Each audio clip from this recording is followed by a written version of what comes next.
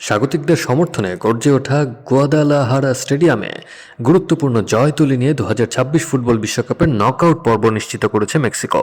শুক্রবার গ্রুপ এর ম্যাচে দক্ষিণ কোরিয়াকে 1-0 গোলে হারিয়ে শেষ 16 টিকিট কেটে নেয় মেক্সিকানরা।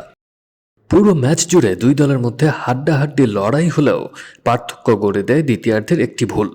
ম্যাচের 50তম মিনিটে দক্ষিণ কোরিয়ার গোলরক্ষক কিম সুং গিউয়ের মারাত্মক ভুলের সুযোগ কাজে লাগিয়ে গোল করেন লুইস রোমো।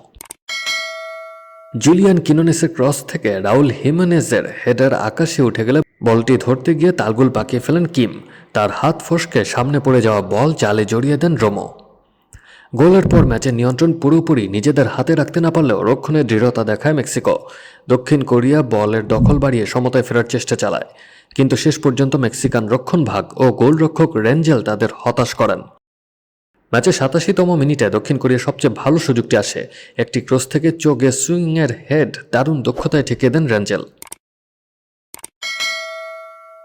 এই জয়ে 2 ম্যাচে পূর্ণ 6 পয়েন্ট নিয়ে গ্রুপ এ থেকে নকআউট নিশ্চিত করা প্রথম দল হয়ে গেল মেক্সিকো। অন্যদিকে প্রথম ম্যাচে চেকিয়াকে হারানো দক্ষিণ কোরিয়া দ্বিতীয় ম্যাচে হেরে এখন কঠিন সমীকরণের সামনে দাঁড়িয়ে গেছে।